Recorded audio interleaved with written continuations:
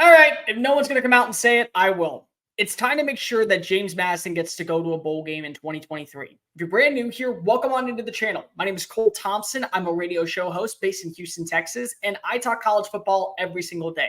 I talk NFL, MLB, NHL, NBA, but I love talking college football, and if you love listening about it, this channel is made for you.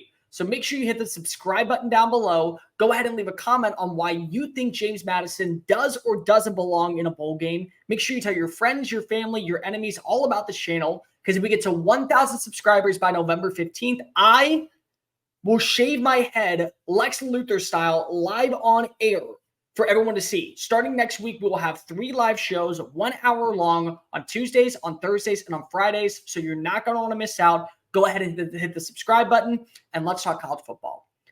James Madison is such a fun team.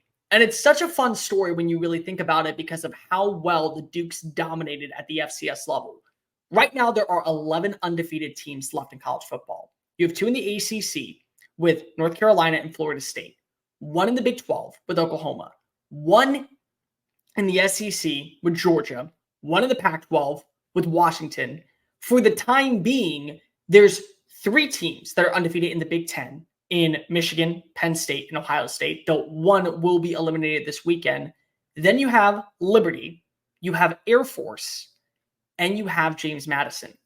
But the ruling is, based off the NCAA set back in 2017, if a team does end up making the jump from the FCS level to the FBS level, there's a 2-year waiver clause that will not allow them to be bowl eligible.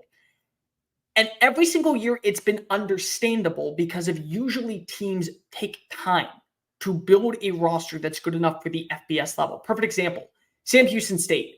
Sam Houston was a FCS national champion just 2.5 years ago when Casey Keeler in the spring semester led the Bearcats to a title. Not only that, they've always been one of the better FCS programs. But in year 1, here we are talking about them defeated. They've yet to pick up a win. And they've been close in multiple games, but it just shows you how long it takes for teams to be able to make that jump. Not only make the jump, but also adapt to what you're seeing on Saturdays. And yes, when you do play in the Sun Belt and when you play in Conference USA and all these other areas, the problem is that you will be scheduled against teams like an Alabama, against teams like a Tennessee, against teams like a Georgia or a Michigan for that matter. So you're always getting the short end of the stick. But James Madison kind of skipped a few steps along the way to get to where they are now. The Dukes last year went 8-3. They got a massive win over Coastal Carolina. Not to mention, they also played exceptional football down the stretch. And they won the Sun Belt East title, but they couldn't play in the Sun Belt Conference game because they weren't eligible for bowl bid. It's one thing to say, okay, well, you're looking at where James Madison ranks right now, and it would be fine to go, okay, let's not go ahead and worry about where they're going for a bowl game, because why would we? But when you're undefeated, and when a group of 5 school does get that automatic bid to make it to a New Year's Six bowl game, this is where James Madison has a case. And I'm not going to say that James Madison can't lose a few games. They absolutely can't. They played tonight against Marshall. Marshall's a very good team. Charles Huff is a coach that everyone should be monitoring to be able to go get a Power 5 job after what he's done with the Thundering Herd. But when you look at the remaining part of the schedule, they probably have a great shot of winning out. If they win tonight against Marshall, they then play Old Dominion.